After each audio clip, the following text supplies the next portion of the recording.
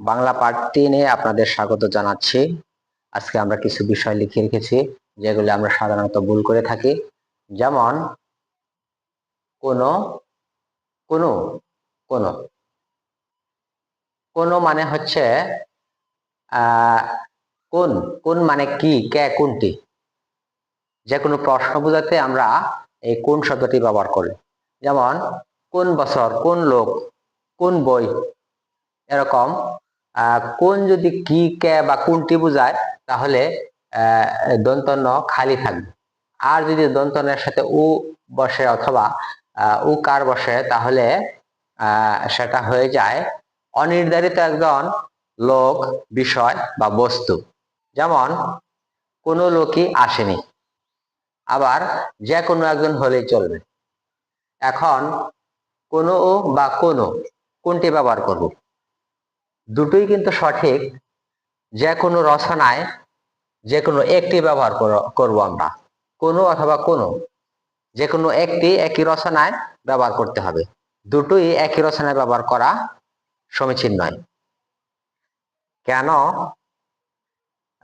কেন, কেন, কেন মানে হচ্ছে কিসের জন্য। যেমন কেন যাওনি, প্রশ্ন বুঝালে এই কেন আমরা ব্যবহার করব। আর কেন, কেন মানে ক্রয় করা। যেমন ঘড়িটি কেন, বইটি কেন, তাহলে ক্রয় করা বোঝালে আমরা এই কেন শব্দটি ব্যবহার করব। আর কি আর কি, কি হচ্ছে দুটোই প্রশ্নসূচক শব্দ। তাহলে কি হচ্ছে, কি এর উত্তর হা বা না দিয়ে দেয়া যায়।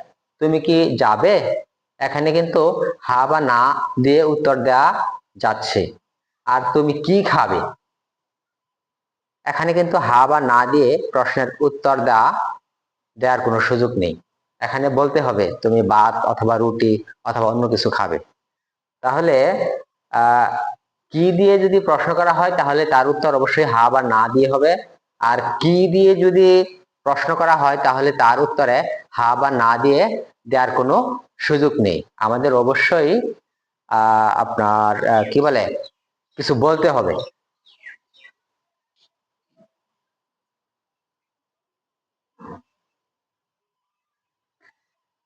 আমরা প্রায় ভুল করে থাকি কিছু শব্দ, বানান ভুল করে থাকি, এরকম কিছু শব্দ আমি লিখে রেখেছি।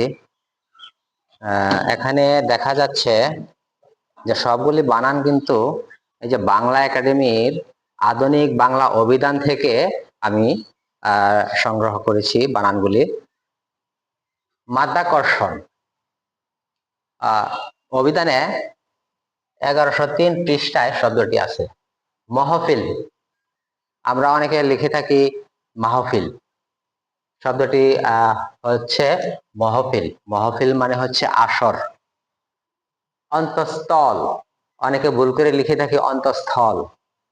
হাজি, এই যে এখানে ই-কার দিয়ে লেখা আছে, এই বানানটি আছে 1389 পৃষ্ঠায় বাংলা একাডেমির বাংলা আধুনিক বাংলা অভিধানে। ভুইয়া, ভুইয়া শব্দটি